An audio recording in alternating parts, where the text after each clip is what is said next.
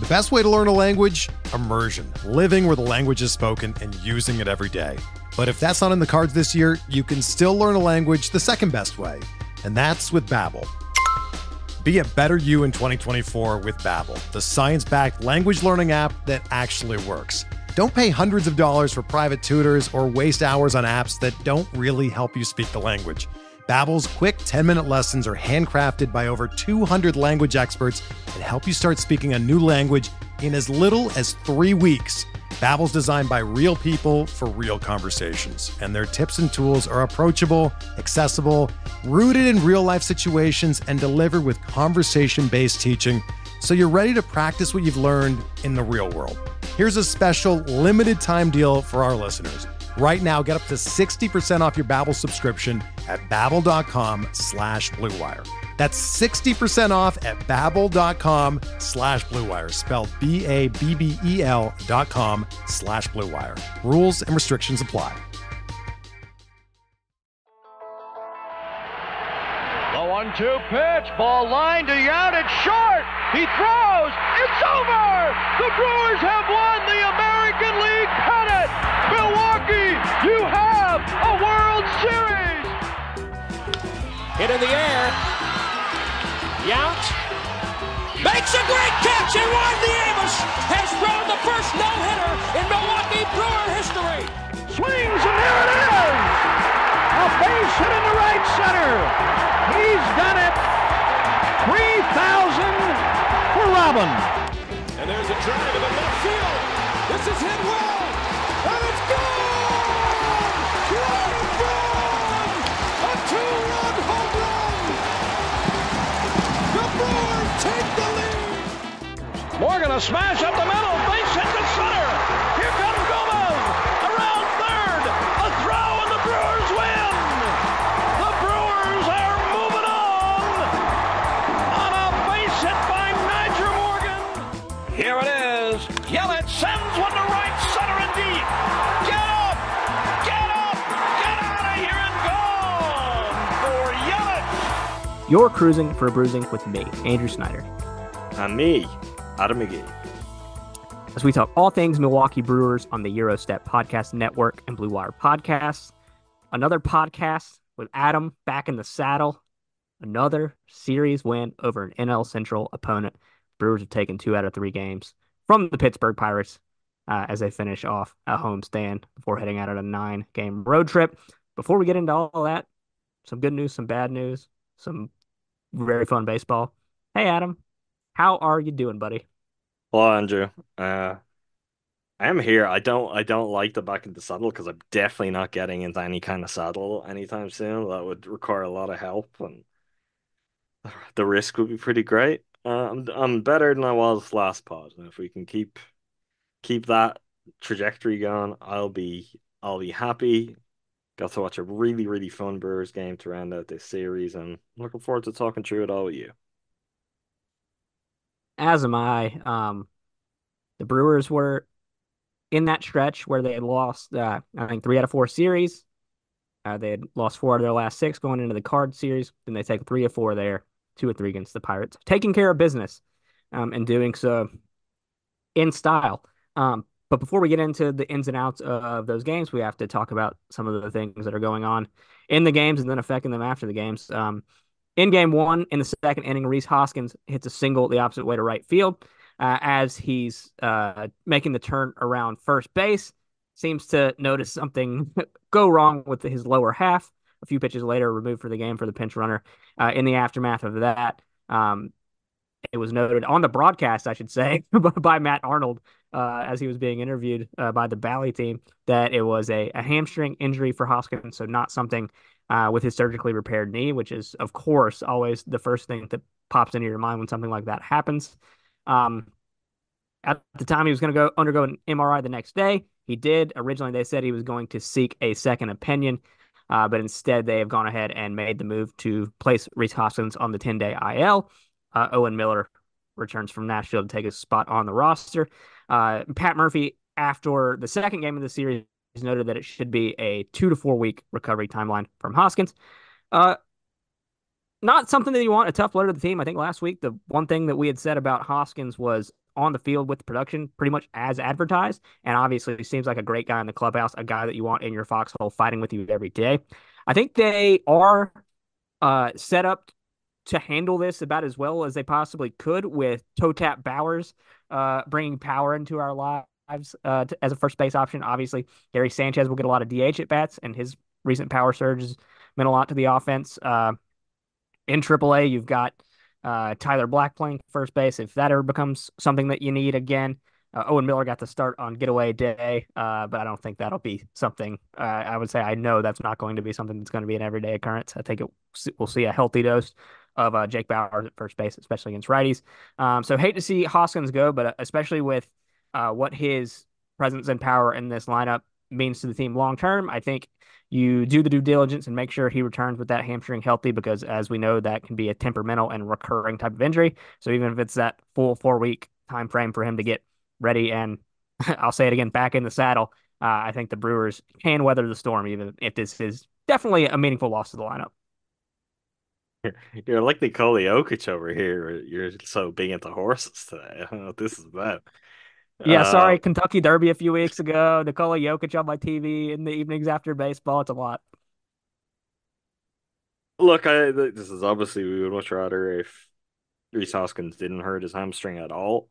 It's not the end of the world. If particularly if he ends up back on the shorter end of that scale, it just ends up being a couple of weeks. Look, it's the kind of thing at his age and with his history of injuries, you probably expect at some point something like this is going to come up. Um, the Brewers are a little healthier than they have been at some other times. For example, having Yelly back is at least something. I think if Yelly was still out and Hoskins goes down as well, that's tough. The Brewers are already being helped by like Joey Ortiz is hitting really well. Sal Frelick has finally found something this season. And if he wants to just have a nice kind of 2 to 4 weeks even to help plug a gap in the offense while Hoskins is gone, we'll take that. Hoskins himself has already kind of been talking about he doesn't want to do any kind of rehab assignment at the end of this. He wants to get straight back in with the Brewers. Maybe with a hamstring he can do that. I just also he does need to not return before he's ready. We'll see how that goes. He is not a very nimble mover, by any stretch of the imagination. As a slow man myself who has had knee surgeries in my past, I do see some of myself in Rhys Hoskins when he tries to run around the bases. Also, my hamstrings are just not good. Very, very tight. This doesn't necessarily surprise me having watched how he moves. And I think maybe even part of the key thing with it was he talked about once he hit that, he was thinking two. And I don't know if Rhys Hoskins should ever really be thinking two. Maybe that did it. But look, it's definitely unfortunate. Um, Considering how most things have worked out for the Brewers when players have been sent for second opinions this year. I'll take 2 to 4 weeks and let's hope Rhys Hoskins is back healthy and hitting as well as ever very soon. Couldn't agree more. We'll go to one more exit from the team before I bring up a positive development. Oliver Dunn sent to Nashville today. Chris Roller recalled for him to replace him on the roster. Roller made his major league debut for the Brewers today in Game 3. Struck out, I think, and the only at bat I saw. Did he get another at bat? Let me Don't double think check that real so. quick. We'll be back to that game. We'll be able to Yes, say for just sure. one at bat for You only, Roller. you only So got one. yep, and struck out in that at bat. So we'll see. Uh, Obviously, the Brewers trying to get a look at him before they decide if a Brewer Hicklin or someone else like that is a better right-handed bat off the bench. Oliver Dunn, obviously, we've seen what it looks like when it looks good.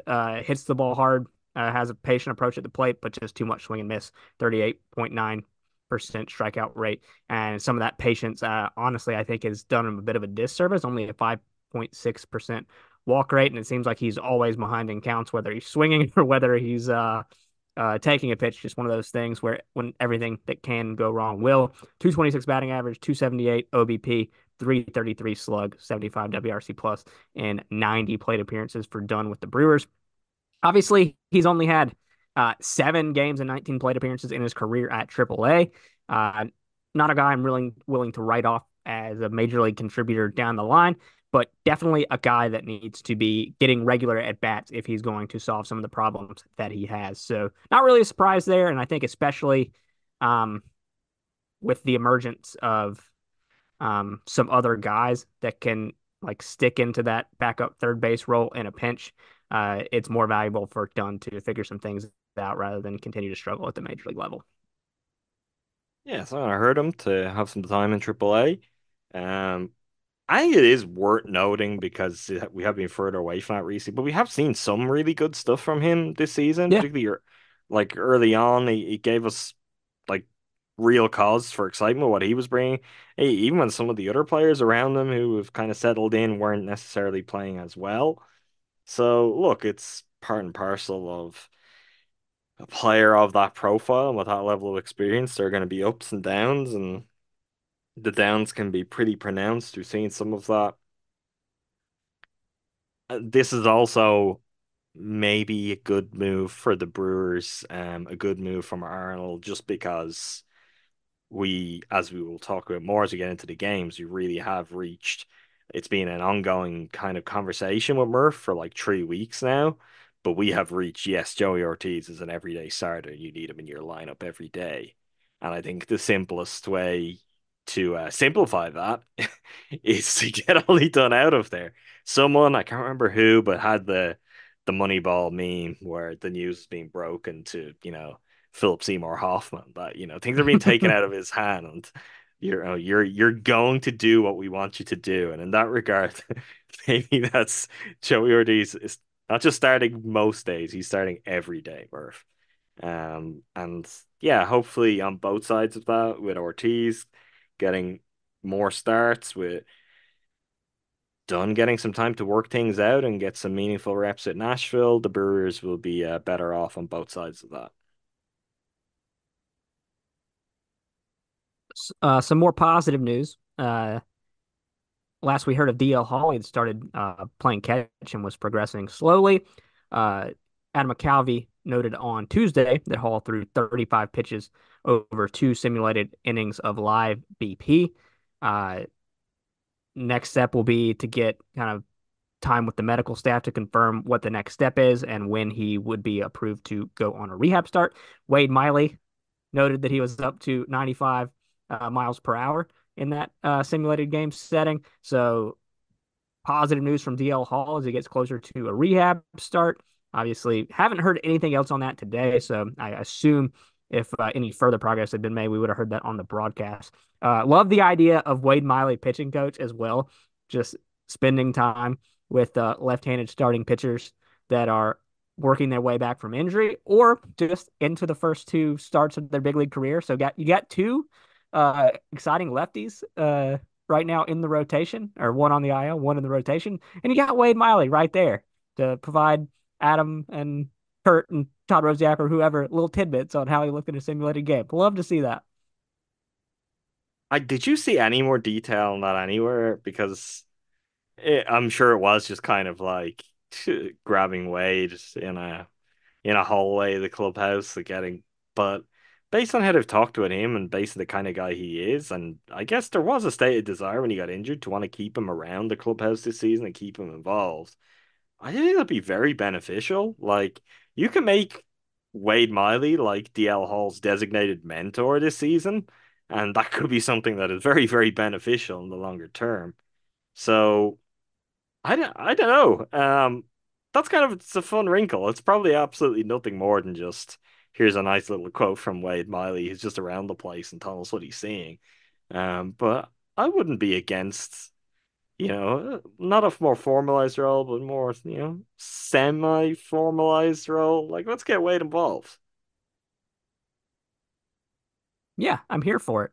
Um, Moving on to I think our final thing we wanted to talk about before getting into these games is you may have noticed or heard the chatter over the last week or so that MLB Statcast has added new bat tracking data uh, to its database, and I think it's Baseball Savant where you can see that.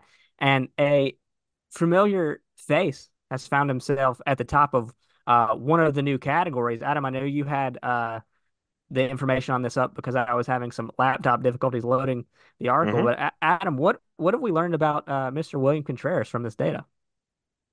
So he leads everyone in Major League Baseball when it comes to the latest Statcast bat tracking analytic, which is blasts. What is a blast, you might ask?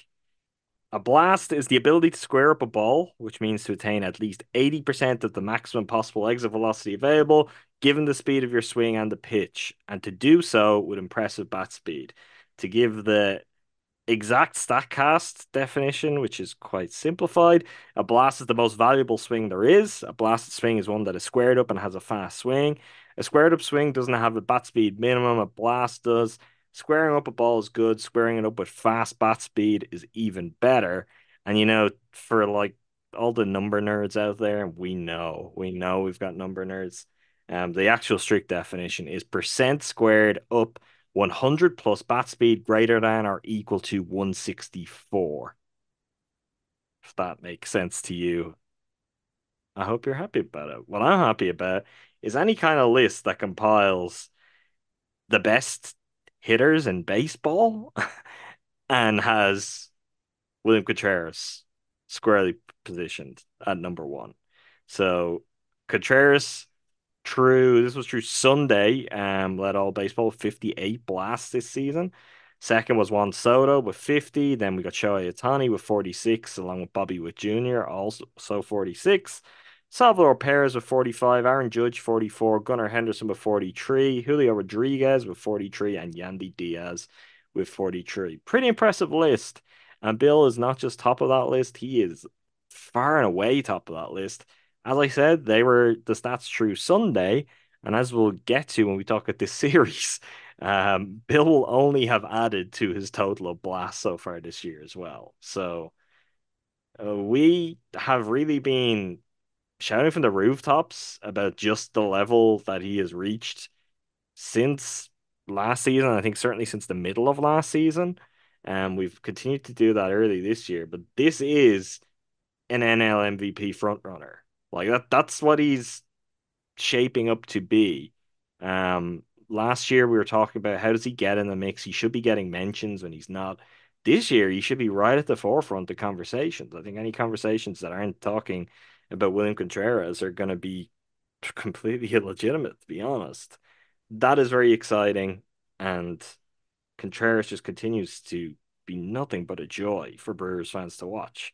The trade that was great to begin with only gets better and better with every passing day. It absolutely does. And there was some good stuff that you and I were talking about on the broadcast about the versatility that he brings to the plate. Um, so like when he's changing his plate approach with two strikes or when a matchup suits it and he pokes a ball through the right side and what goes from a 0-2 count in the pitcher's favor turns into a hit for William. And then there's other times in at bats where he does serious damage, pulls the ball, hits an opposite field homer like he did today. He's just like a complete all around hitter. And then you have the data here with the blast that shows that he's also a hitter that just does incredible amounts of damage. So yeah, just insane player. And we thought that like I don't know what we thought the ceiling was for him at the end of last year. I think we thought it was reasonably high, and there was maybe another level up to go. But NL MVP frontrunner with the guys like Ohtani and Betts, I don't think we had that on our bingo card, but now we do, and now we're just like incredibly thankful to be able to watch this guy play baseball. From 162 games, like this guy does not want to come out of the lineup too. Uh, he's just a warrior, Iron Man, and he's a bad man, Adam. Wild Bill is a bad man. Yeah, it was Brewers hitting coach Ozzie Timmons who was kind of giving some of the insight on that, and it was a conversation you and I had off pod before our last episode, where really I was saying to you, I was like, I feel more homers are coming. It's kind of the missing ingredient. The fact he's hitting as well as he has, he only has five, and you wisely made the point, which was, well, there's definitely some trade-off there, which has seen him become this incredibly high-level hitter. He's, well, like over 350 now as average. Um, but I will double down on that, particularly after seeing one arrive in this series too. Like, if he just continues to be able to hit absolutely everything he looks at, he has the power naturally. I think as the season goes on, the home run total is gonna crank up too over time. He is just a complete player. And maybe the weirdest part of this, and it's something we remarked on before when we started to see it, when he like steal a base, his base running is getting better. He's getting like faster in a way that I don't understand. Like even in the final game this series, where he goes and he ends up with his triple, it's like that's not necessarily one where you're expecting your catcher to get anywhere near tree. And it's just nothing to him now. He's scary. Like, I'm so glad he's on the Brewers because if that was a player on another team in your division, you'd have a real problem on your hands. We're driven by the search for better. But when it comes to hiring, the best way to search for a candidate isn't to search at all. Don't search, match with Indeed. Indeed is your matching and hiring platform with over 350 million global monthly visitors, according to Indeed data, and a matching engine that helps you find quality candidates fast. Ditch the busy work. Use Indeed for scheduling, screening, and messaging so you can connect with candidates faster. Leveraging over 140 million qualifications and preferences every day, Indeed's matching engine is constantly learning from your preferences, so the more you use Indeed, the better it gets. Join more than 3.5 million businesses worldwide that use Indeed to hire great talent fast. And listeners of this show will get a $75 sponsored job credit to get your jobs more visibility at Indeed.com/Blue Wire. Just go to Indeed.com/Blue Wire right now and support our show by saying that you heard about Indeed on this podcast. That's Indeed.com/Blue Wire. Terms and conditions apply. Need to hire? You need Indeed. Hey, it's Kaylee Cuoco for Priceline. Ready to go to your happy place for a happy price? Well, why didn't you say so? Just download the Priceline app right now and save up to 60% on hotels. So whether it's Cousin Kevin's Kazoo Concert in Kansas City, go Kevin, or Becky's Bachelorette Bash in Bermuda, you never have to miss a trip ever again. So download the Priceline app today. Your savings are waiting. Go to your happy place for a happy price. Go to your happy price, Priceline. And I don't want to, or maybe I do want to. The Braves organization, and rightly so, gets lauded for player development and locking up long players long term to team friendly deals. And obviously, they acquired Sean Murphy, so they decided that William was surplus to requirements. And they have Travis d'Arnaud, who's having a good year. But like finding some role on your team for William Contreras. Was Estee Ruiz really the sticking point for the A's and getting that deal over the line? You couldn't have done something without giving away like a superstar with years of control. That was a bad read, and now I think Sean Murphy can't even stay healthy. So just like Alex Anthopoulos does a lot of good business. Just if you could have got it done without including him, maybe that's a scenario that didn't exist. But I mean, Well, I think that one's even simple then, though. you got They the they second lacked best catcher in the deal. they lacked the foresight to see him developing as a defensive catcher. And the Yeah. Brewers backed themselves in their ability to develop catchers and clearly saw enough and felt like, yeah, we'll work with what's not there and we'll get it there. And what he already has offensively will flourish. And that's what it's become. Like you're looking at someone who is rapidly becoming the most complete catcher in all of baseball.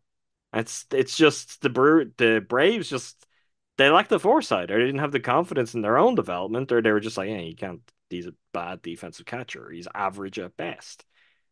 The Brewers saw much more than that, and as they so often do, like that's the point we make about everything. It's the point we make about when they call up teams and it's like, yeah, we'll take that relief pitcher.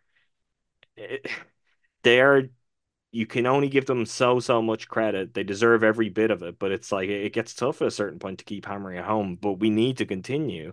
It's they are doing everything they can on the margins and not in a moneyball way necessarily. But well, I think where the Brewers have the greatest edge of all is really across their positions.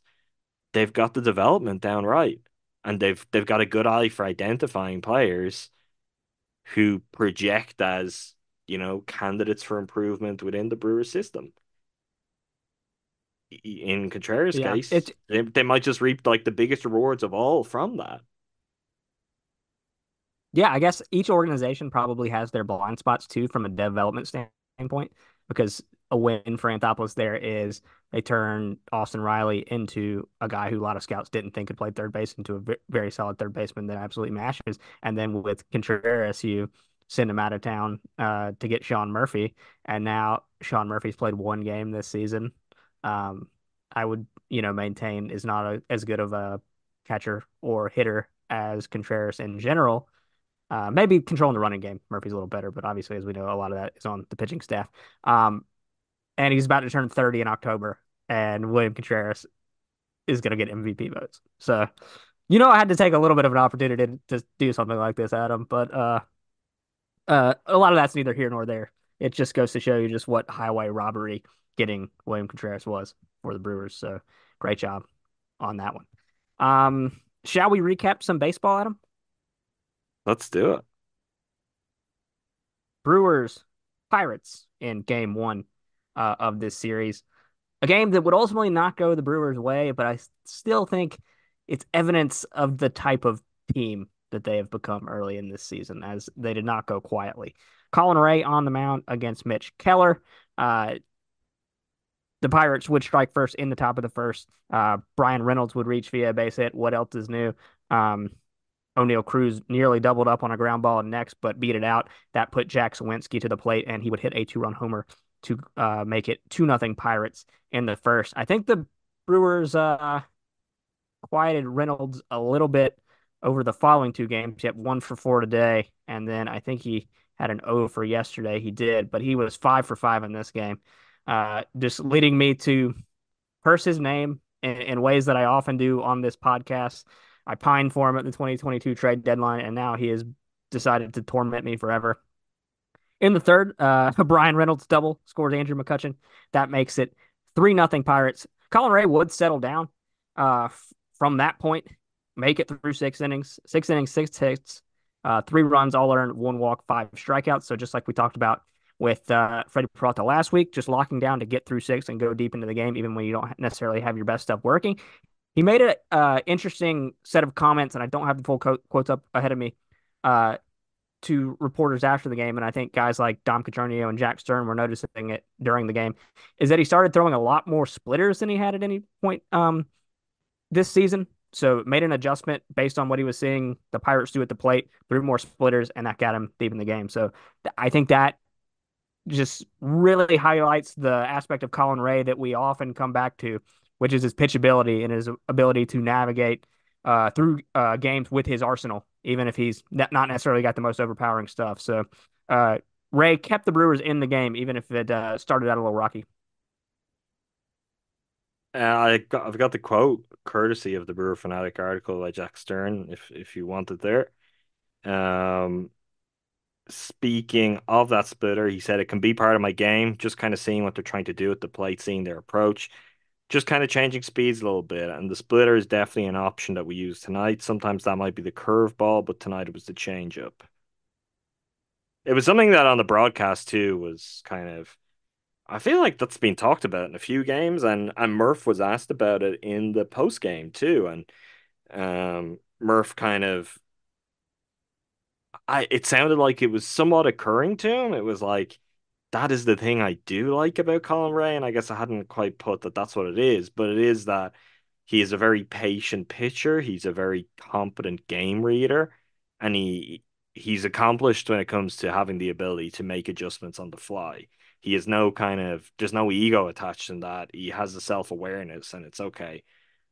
Like, where is my stuff at tonight? What is working? What isn't working? What are they jumping on? What have they got a feel for? And what might I be able to do to kind of wrestle back control in the matchups? And I think that's fair, and it's something that, like, what are we into now? Like, how many games, how many starts have we probably seen Colin Ray had for the Brewers at this point? It's quite a lot. And he is on a, like, at this point, pretty consistent upward trajectory. Like, when you look at the pitcher he's become versus, like, who he was when he came in and he was just kind of filling spots for a desperate Brewers team suffering with injuries. In some ways, they're still the desperate Brewers team suffering with pitching injuries, but he is way, way up in the pecking order because he delivers with such consistency. Yeah, so not including the 2021 season where he had his one appearance. We got 22 starts from Ray in 2023, 8 starts this year, so 30 starts, 34 appearances. And this season, 44 and a third innings pitched, 3.45 ERA to go with that. So, yeah, I mean, I think that's a mindset and a thing that comes from being self-assured in who you are as a pitcher. Having missed a full season due to injury, I think was 2017, played in Japan in 2022, came back, didn't know if he'd even have a role in last season's Brewers team, probably didn't expect to. And then all of a sudden, you're getting a nice contract in the offseason and you're effectively, what do we call him? The number two starter? We'll call him that. Sure, well, At Wade this point in the Miley season. down, he sure is. Uh, so good stuff to keep them in the game there. Uh, Mitch Keller pitched around 8 Brewers hits, didn't allow runs, struck out 7. A guy who was signed to a contract extension in the offseason and obviously has been spoken about uh, less this season, partially due to a slow start and also because he's also got Jared Jones and now Paul Skeens in that rotation with him. But uh, good job from Keller to not allow the 8 hits to lead to any runs. So kind of tough luck for the Brewers there to an extent. Um, in the 7th, Thiago Vieira comes on to relieve Colin Ray. It did not go well. Andrew McCutcheon single scored Michael A. Taylor to make it 4-0. O'Neill Cruz's single scored McCutcheon to make it 5-0. Thiago Vieira only records 1 out, 4 hits, 2 runs that are both earned through 19 pitches. Mitch White would come on to relieve him. He would get out of the 7th before allowing some runs a little later. Brewers claw back in the 7th with William Contreras and Andre Monasterio on. Willie Adames doubles to right to make it 5-2. Adames thrown out at third, trying to stretch things out to a triple. In the 8th, with Mitch White on the mound, Yasmani Grandal homers to center to score himself, and Triolo makes it 7-2. Then in the 8th, bases loaded. Blake Perkins, Gary Sanchez, and Joey Ortiz all on base. Jake Bowers, homer right center, makes it 7-6. The Brewers continue to try and claw back. Yoel Piamps on the mound in the top of the 9th for the Brewers allows a homer to Brian Reynolds. That makes it 8-6. David Bednar, a scoreless night to get the save for the Pirates. 8-6 Pirates win. Brewers did claw back. I started to believe when Toe Tap Bowers sent that ball into the dead of the Look how night, far we've but come. it was Grand not to be. Slam. It's Yeah, just from where we were a few weeks ago, continuing, I guess, the conversation we had him on the last episode. It's kind of an interesting game because, I mean, in reality, the bullpen let you down and cost you the game here. Like, Ray got enough of a grip on it, and then the offense found something once Keller was out of the game that, yeah, you can go and you can win this game. It's one of those, you're trying to manage your bullpen, you're behind, picking your pitchers to go out. On another night, Thiago Vieira certainly is capable of giving you scoreless innings. He's done a plenty this season.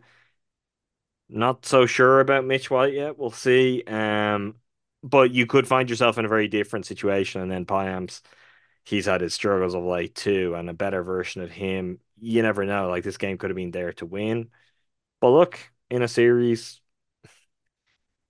if you win 2 out of 3, we talk about this, you're going to have a great season overall. I think you're going to be very, very happy with it. It's kind of what you want to do.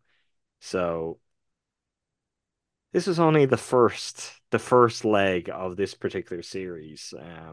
But it was one where I think, honestly, just better work from the Brewers bullpen, and this could have been a Brewers win too. could have been. Moving on to game 2 of this series. Uh, this one would go better for the Brewers in the end. Quinn Priester on the mound for the Pittsburgh Pirates. On the mound for the Brewers, Joe Ross. And Ross was pretty excellent for most of this game. But this game, Adam, is the Sal Frelick game. We haven't talked about it much because it overlapped for a period of time when guys like Blake Perkins were playing very well. But it's been a tough start to the season for Sal Frelick. Defensive lapses here and there, not really coming together at the plate. And is it possible this series is what's going to jolt him out of kind of that season-long slump? Very well might be. In this game, had two nice catches, one coming in on a ball, one running backwards, and almost a Superman full-on layout body launch. And then he also hit his first home run of the season, which was in the second inning with Joey Ortiz on base. Two-run homer from Frelick makes it 2-0. Later in that same inning with Oliver Dunn and Jackson Chourio on base, a Bryce Terang single makes it 3-0. Christian Yelich follows later in the inning with a single to center to score Jackson Chourio. That makes it 4-0 in the second inning. Joe Ross goes 5 innings, 2 hits, 2 earned, 1 walk, and 6 strikeouts. Was getting a lot of swings and misses on today as well. Got up to around that 70, 75 pitch mark and lost a little bit. I don't know. Murph seems to be on the lookout for his stuff flattening out at that moment. He did give up the 2-run homer in the fourth, and then come back and throw a scoreless fifth to kind of settle things down. So good work from Ross there, kind of what we come to expect from him. Brewers then go to Brian Hudson for 2 innings of relief, and the tall man continues to just pile up zeros. 2 innings, no hits, no runs, no walks, 3 strikeouts, ERA at 0.74 on the season. Scoreless inning from Elvis Peguero with 2 strikeouts. That was nice to see from Elvis. In the ninth, Trevor McGill allows a homer to Connor Joe. That made it 4-3. The Brewers had a 4-2 lead going into the ninth, but Trevor McGill comes back, ends the game. 2 strikeouts in the ninth, even if it got a little hairy. But yeah, the story of this game, Adam, was Sal Frelick flashing some glove, throwing some glove, as Joey Weimer would say, hitting his first homer of the season. Also drew a walk in the game, couple RBI with on the homer. Also had a stolen base, which I think was his fifth of the season. But yeah, good to see Sal Frelick kind of bust out of his slump, and we'll talk about that a little more later too. Yeah, absolutely. I mean, there aren't many players on the roster that it was more needed and welcome for. And that first catch he made, that one coming in, I still, every time I see that, I'm not entirely convinced he caught that. But it really looks like it was on the ground that he just kind of, oh yeah, look, I caught it. But The one in it's, the eighth was sick. oh, the one he ate is phenomenal. I mean, we've seen him do this stuff before, but yeah, that might be up there at the very best we've seen him make as a Brewer. We know exactly what he's capable of as a defender. I think it is interesting too to see him have a game where he makes a couple of plays like that, and to see the offense come with it, and then see the offense follow up a day later too, because I guess it could be weird as an outfielder. It's not like he's been bad out there. It's not like he's made mistakes, but he hasn't had the opportunity to make some of those energizing defensive plays that in some ways he probably feeds off for his offense too. Um, so look, that was very welcome. Brian Hudson, I like talking the way we talk about Bill, like what can we say about Brian Hudson? It is insane. He is like an alien. I at what point like does everyone in baseball start talking about him? Possibly never because of where the Brewers pitch him. And he doesn't really find himself in the most high leverage of spots. But what he's done this season is just absolutely out of this world. Like incredible. It's a joy every time he comes into a game to see him go to work. And look, is it going to go wrong at some point? Sure, he's going to have some bad games, but it really doesn't feel like that. Like I've zero doubt every time he comes into the game, it's just kind of like, all right, well, this is at least one, if not 2 innings where the opponents aren't going to score. Um, incredible, particularly when you look at like his journey, where he came from, and the Dodgers being like, no, we've got no place for this guy. So, not the story of this game is really, it's just another outing for Brian Hudson doing Brian Hudson things, but continues to be absolutely amazing. Absolutely. Moving on to the final game of the series, a day game, a getaway day game before an off day for your Brewers, as before they head on to the road trip we'll talk about later. A degree of getaway day lineup to this lineup, Adam. No Christian Yelich. Christian Yelich gets the day off, and then your 5, 6, 7 hitters, Blake Perkins, Andre Monasterio, and Owen Miller. So the murderer's row there, and that kind of like Brewers Twitter notion of like anytime you see the crazy getaway day lineup, they're going to score 10 runs. Uh, they did that. But the guys doing damage were guys that you would expect to do damage. As the only member of that triumvirate that I think recorded a hit on the day was an Owen Miller single. So we'll get into things here. The Pirates scored first. Robert Gasser on the mound in his second career start. In the third inning, Connor Joe hits a sacrifice fly to right to score Andrew McCutchen. McCutchen had reached was that on the infield single to Adames? I can't remember because I'm trying to remember, like, there was some areas in this game where it seemed like Gasser was getting ground balled to death a little bit, and yet he managed to pitch his way out of these troublesome situations. So yeah, in the third, Connor Joe, yeah, that was Andrew McCutchen reached on a ground ball to Adames. Adames made a nice kind of sliding diving stop, but the throw to first base was wide. Um, Not an error, probably shouldn't be an error, but also a play that Willie's good enough to make that play and get that throw a little better online so that Miller has a chance there. And if that doesn't happen, we might be talking about another shutout for Gasser. But yeah, that was the only damage he would allow, and the Brewers offense would erupt from there. In the third, William Contreras, opposite field homer down the right field line to score. Jackson Chourio and Sal Frelick makes it 3-1. Gary Sanchez, a little bit later in the inning, follows with a homer of his own with Joey Ortiz on base. That makes it 5-1. In the fourth, Sal Frelick's second homer in as many days makes it 6-1. And then in the fifth, Joey Ortiz's homer makes it 7-1. But yeah, Robert Gasser, 5 innings pitched, 6 hits, 1 run. It was earned on the sac fly, 1 walk, 2 strikeouts, just 82 pitches on the day.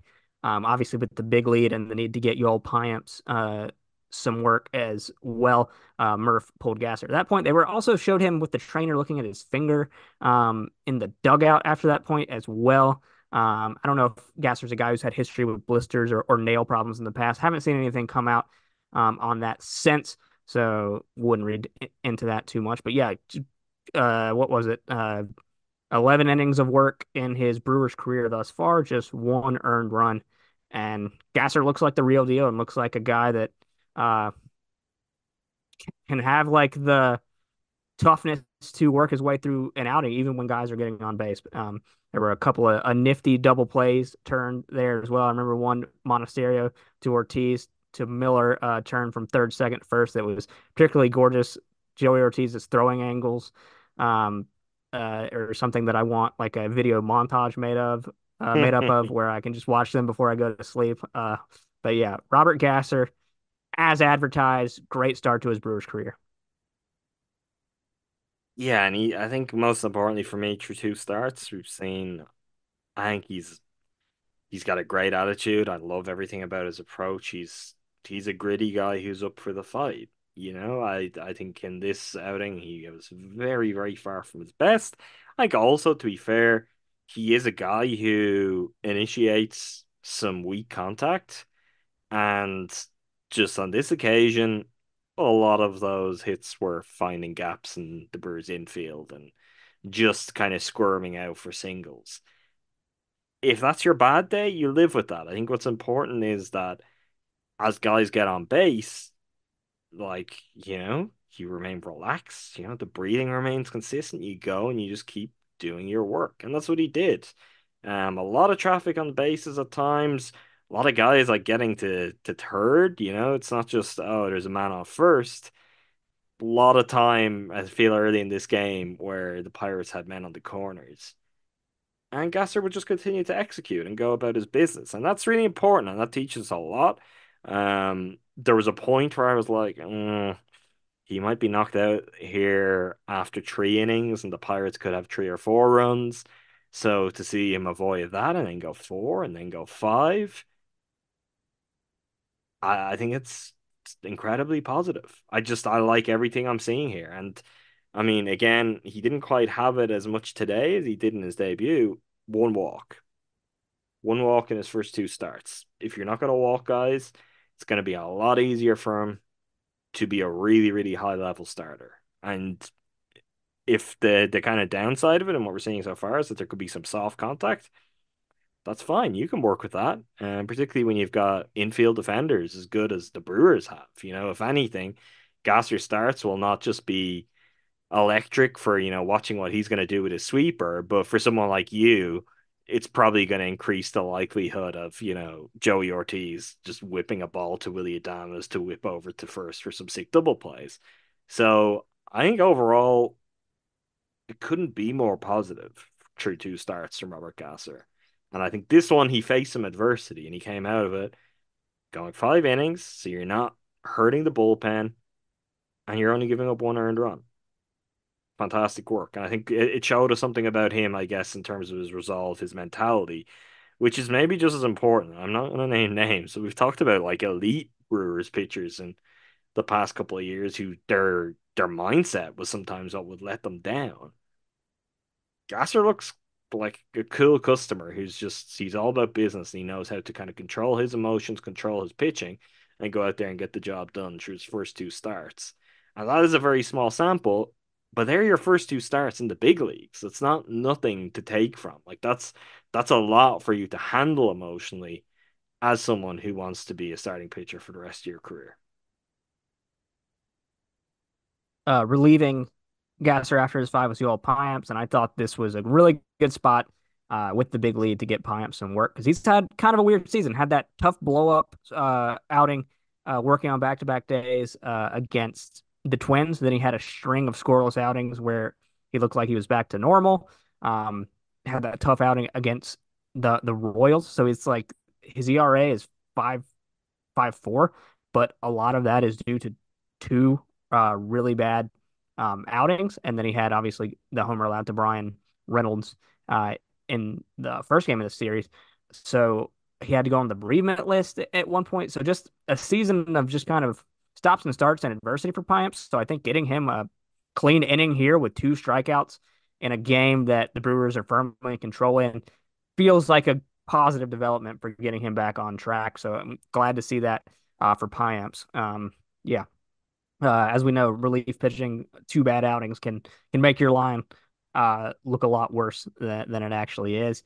In the bottom of the sixth, Martin Perez still pitching for the Pirates, down 7-1 after the aforementioned Owen Miller single.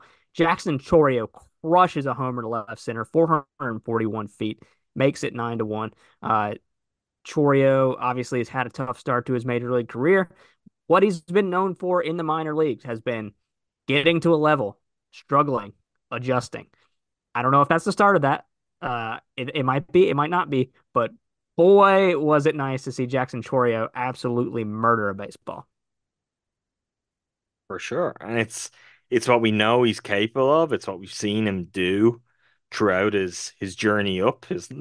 I say that as if it was a very long journey. It wasn't because he really made his way through the minor leagues in a pretty condensed period of time.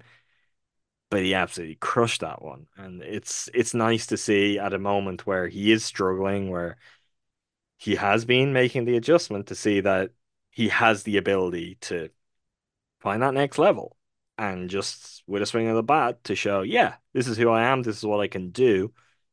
And who knows, maybe in the way we've seen Sal Frelick kind of have some plays that have sparked something closer to the best version of himself too. It'd be nice to think this could light a fire under Jackson Chourio and we see some more of what we saw first month of the season from him, where he really took to it like a duck to water at that point.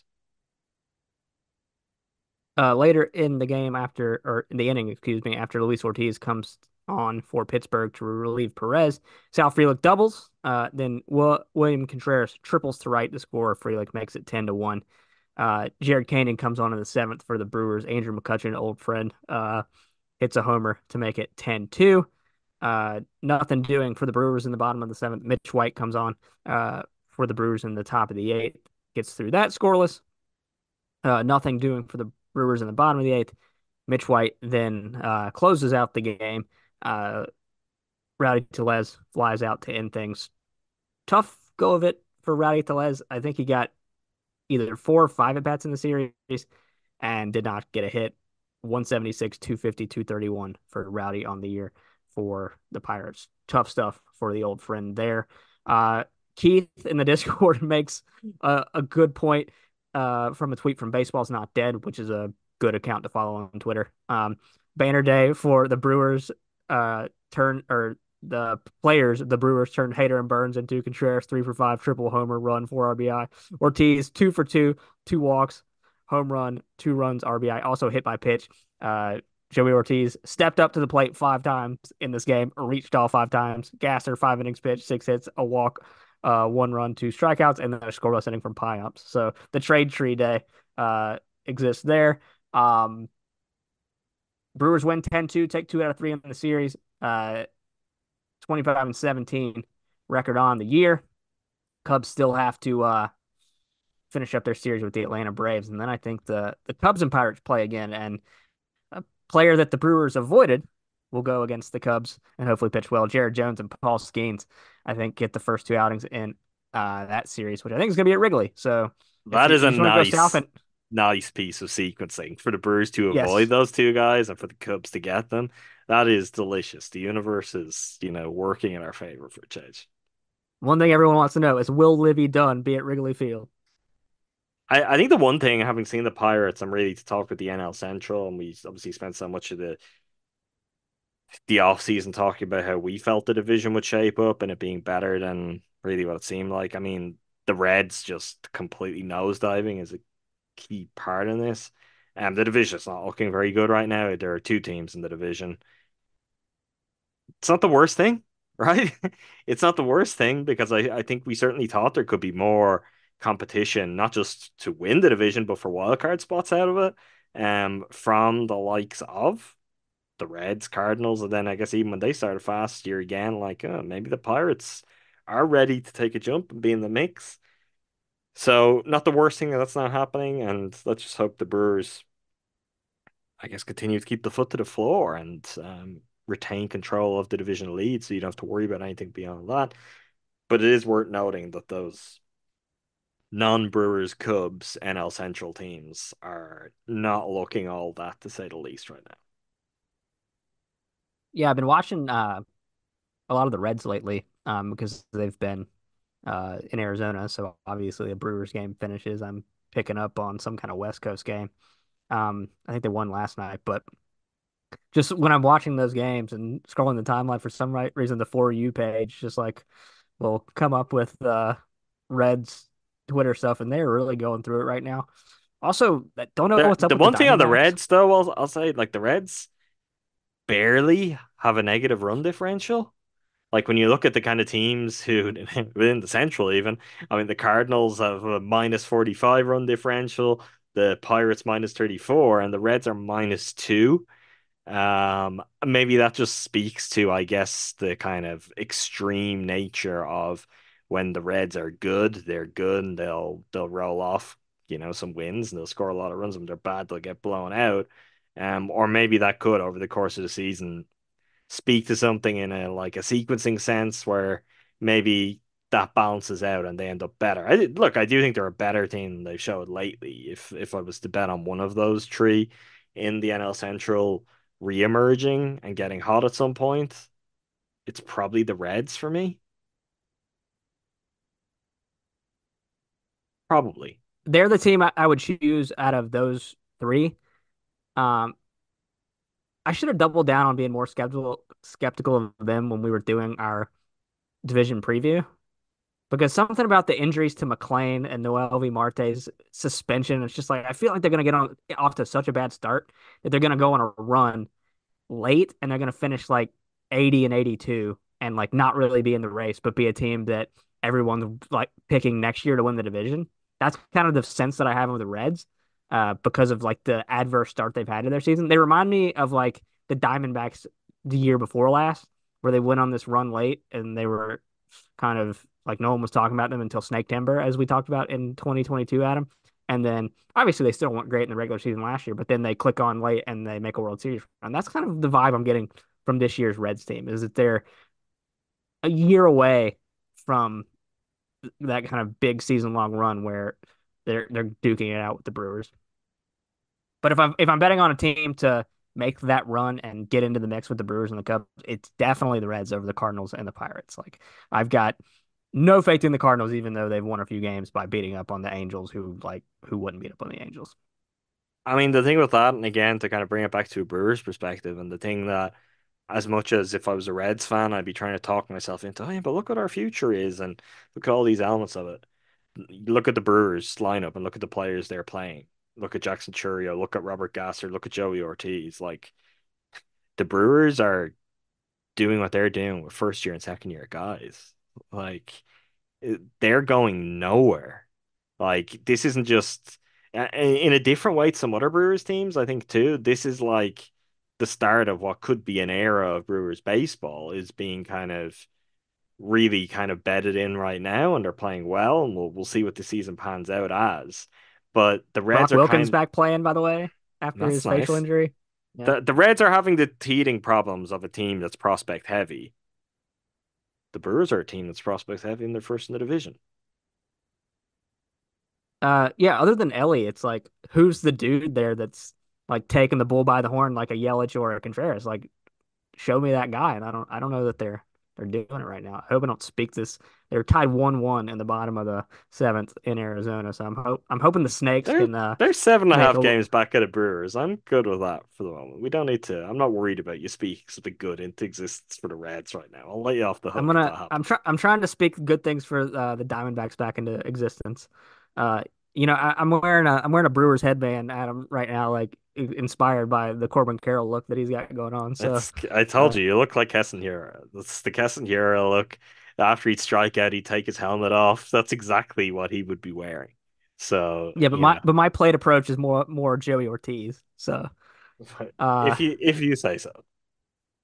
that being said, or no, I'm like Bryce Strang was on Foul Territory talking about like his new approach and it being contact and speed based, and he's made the comment like I can't hit a ball and hit a homer like some of these guys, so I got to focus on my game. That's the kind of hitter I am, Adam. I'm not gonna try and do too much. Anyway, let's hand out some beers and I'll stop talking about nonsense and let Adam get on with his life. Uh, 43 games played through the season. William Contreras gets 2 beers for the series. Joey Ortiz gets 2 beers. Everyday third baseman, Joey Ortiz. Sounds so good. Sal Frelick gets 2 beers. Gary Sanchez a beer. Jake Bauers a beer. Jackson Chorio a beer. Robert Gasser a beer. Joe Ross a beer. Colin Ray a beer. Elvis Peguero a beer. Brian Hudson a beer. Through 43 games, William Contreras leads the way with 17. Bryce Charang, Willie Adames with 11. Joey Ortiz and Brian Hudson with 9. Christian Yelich, Rhys Hoskins, Hobie Milner, Elvis Peguero with 7. Abner Uribe, Yoel Payams, Trevor McGill, Sal Frelick, Jackson Chorio, Joe Ross, Colin Ray with 6. Bryce Wilson, Thiago Vieira, Gary Sanchez with 5. Freddie Peralta, Oliver Dunn, Jared Koenig, Jake Bauers with 4. Blake Perkins and Robert Gasser with 3. Joey Weimer with 2. JB Bukowskis, Owen Miller, Tobias Myers, and Tyler Black with 1 beer. That's through 43 games of the season. Brewers have an arduous journey upon them, Adam, just because of the travel and the nature of this road trip against some teams that have scary names but have been struggling. After the off day tomorrow, they will head to Houston to face the Astros.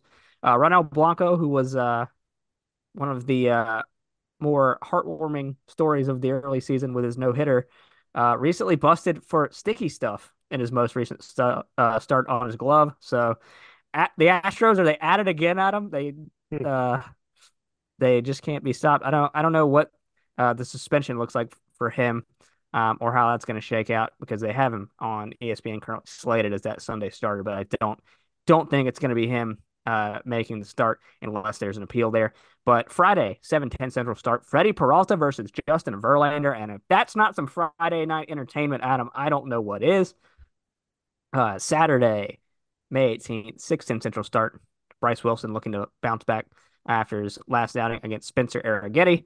And then Colin Ray, 1:10 Central start, should go on Sunday, finish things out there against TBD, I guess, unless Blanco's got an appeal that's something I don't know about. Then they'll head to Miami for 3 off day next Thursday, so nice to have that mixed in there. And then 3 with Boston at Fenway, an Apple TV game mixed in there, so plan accordingly, everyone.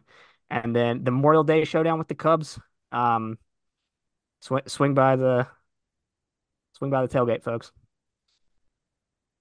Let's look forward to. Interesting to see how the Brewers come out of this road trip. I'm feeling good. I feel like they were going through a little bumpy patch, maybe turned the corner, maybe finding some new things again. And yeah, Coincided with you making your return to the podcast. Let me just say that that's true. New turned the Mac, vibes around. you blew it, is really what Andrew's saying there. You couldn't do anything to deliver good fortune for the Brewers. But it's okay. I'm back to save today. All right. To make sure you never miss an episode of the podcast, subscribe wherever you listen to pods. That's Cruising for Brewsing. You should also check out the rest of the GSPN shows. Eurostep Podcast Network for all things Milwaukee Bucks. Talk of the Tundra for everything Green Bay Packers.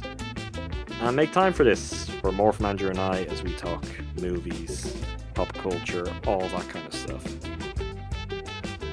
As always, thanks all of you for listening. Thank you, Andrew. Thanks, Adam.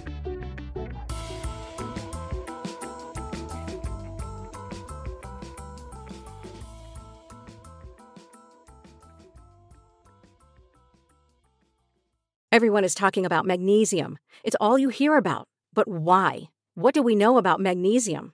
Well, magnesium is the #1 mineral that 75% of Americans are deficient in. If you are a woman over 35, magnesium will help you rediscover balance, energy, and vitality. Magnesium supports more than 300 enzymatic reactions in your body, including those involved in hormonal balance. From functional medicine doctors to mental well-being and female hormone experts, we all know that magnesium is the one mineral to improve all aspects of well-being and health. But which one?